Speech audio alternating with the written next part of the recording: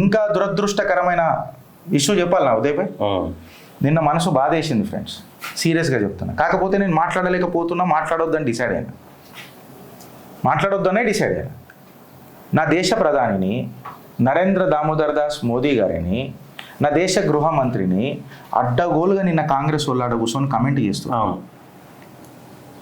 BJP నాయకుల ఇష్టం వచ్చినట్టు గలీజ్ మాటలు. అంజన్ కుమార్ యాదవ్ గారు అయితే అసలు ఏందో భాష నాకు అర్థం కాలే. కొత్త ఎమ్మెల్సీ దయా గారు వీళ్ళంతా ఇక దయాకర్ పాకిస్తాన్ని ప్రేమిస్తా అంటాడు, ఆయన గురించి మనం మాట్లాడకపోతే బెటర్. కానీ ఇంత ఘోరాతి ఘోరమైన కమెంట్లు చేస్తే పల్లెత్తు మాట అంటే మోదీ గారి చరిష్మా మీకు ఎలక్షన్లకు కావాలా?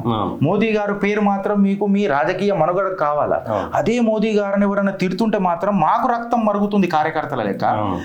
వేరేళ్ళకి ఎందుకు, మీకు నాయకులకు ఎందుకు మరగదు? వాళ్ళకు కౌంటర్ ఎందుకు ఇవ్వలేరు? ఇష్టం వచ్చినట్టు. అంజన్ కుమార్ యాదవ్ గారు ఏమని మాట్లాడారండి? ఇవాళ మనం ఎందుకు దీన్ని ఎత్తి మీద వేసుకోవాలా?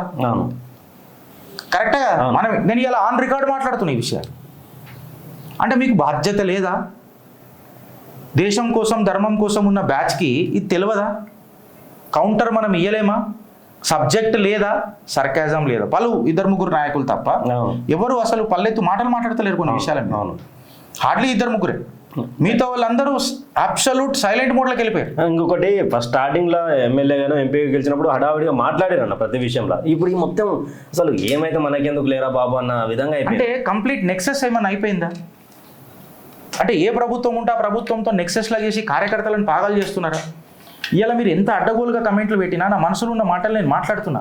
నా దేశ ప్రధానిని తిట్టిర్రా భయ్, సీమ్ నెత్తురు లేదా మనకు మాట్లాడుకొని? కౌంటర్ ఇవ్వాలన్న మనస్తత్వం చెప్తున్నా, నేను ఇస్తలేను కావాలి. బాధ్యత ఎన్ని రోజులు ఉండాలి కార్యకర్తకు అని అంటున్నా. సరే కార్యకర్తకి మన కట్టలు కట్టిరా మళ్ళీ లాస్ట్కి ఇది ఎవరు పోరాడతారు తెలుసా? అదే విహెచ్పి వాళ్ళు, అదే బజరంగ్ దళ వాళ్ళు, అదే ఏబీవీపీ కార్యకర్తలు.